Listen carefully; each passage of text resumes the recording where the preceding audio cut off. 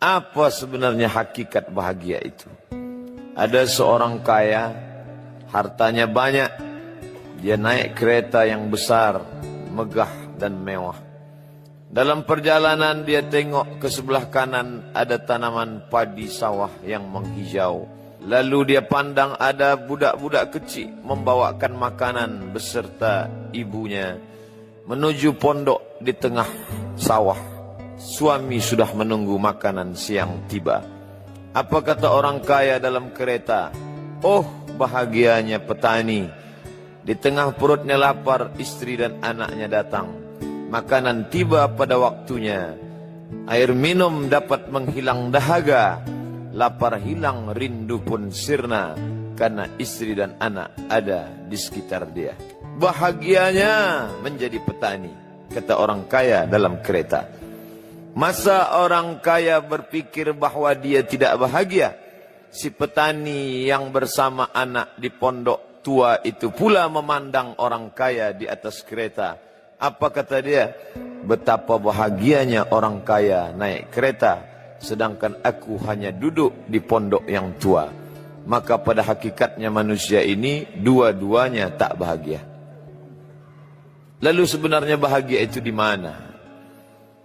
Ada seorang anak yang sedang belajar di college, university. Maka dia berkata, alangkah bahagianya kalau saya dapat BA. Selepas dia dapat ijazah BA, lalu dia berkata, aku tak bahagia. Alangkah indahnya bila dapat master. Manakala dia dapat master, dia berkata, oh betapa bahagianya kalau dapat PhD. Selepas PhD dia berkata, susahnya PhD, belum juga dapat kerja.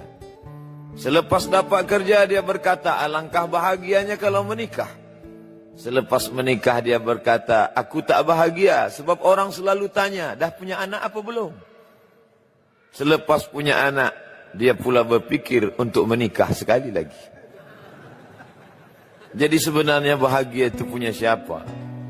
Oleh sebab itu bila kita baca kitab-kitab, maka makna sa'adah, kebahagiaan, orang yang bahagia sa'id.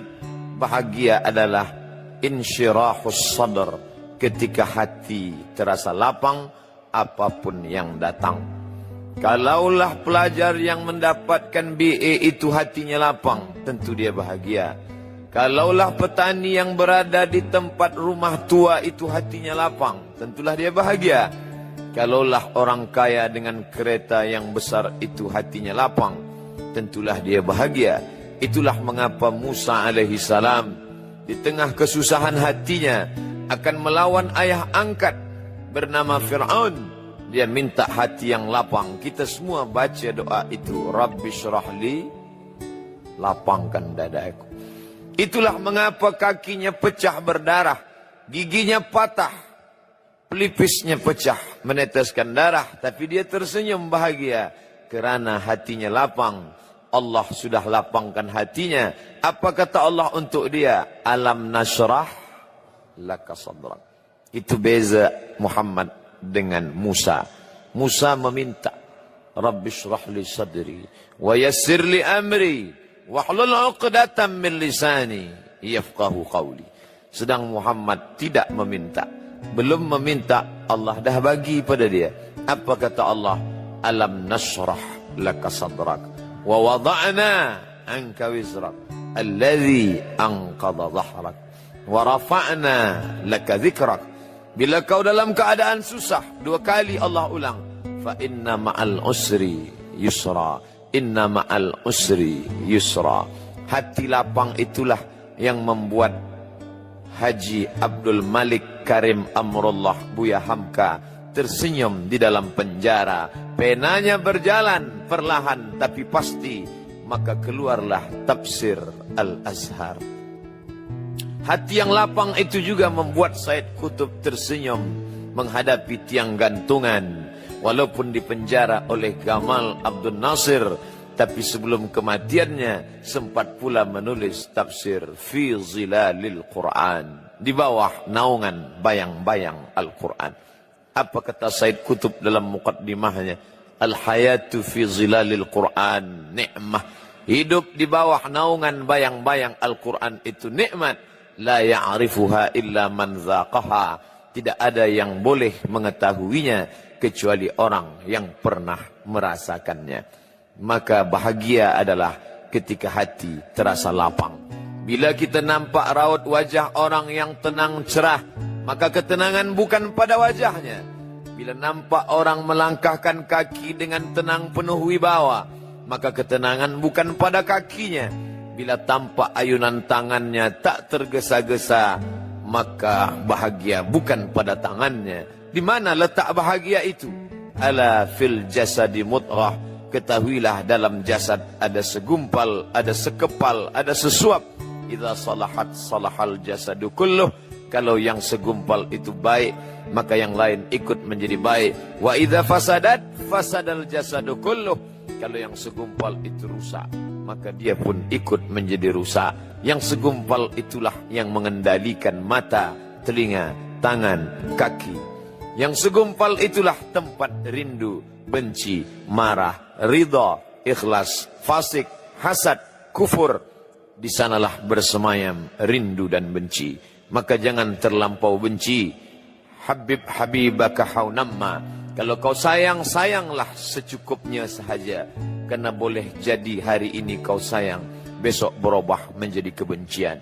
Kalau kau benci, bencilah secukupnya sahaja. Boleh jadi esok pagi dia menjadi orang yang tersayang. Berapa banyak puan-puan berkata, siapa itu?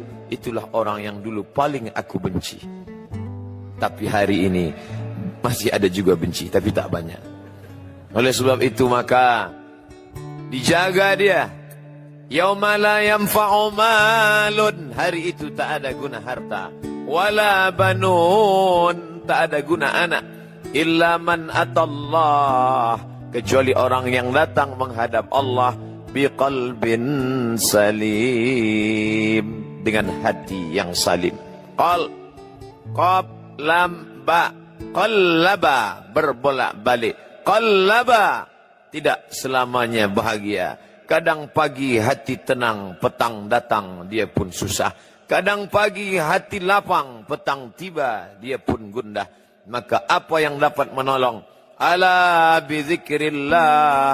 Ketahuilah dengan banyak menyebut mengingat Allah, tatma'innul qulub, maka hati akan menjadi lapang. Qalbul mu'min baina asabi'ir rahman. Hati orang beriman berada di antara jari jemari kuasa Rahman. Kalau dia hendak, dia balikkan yang senang menjadi susah.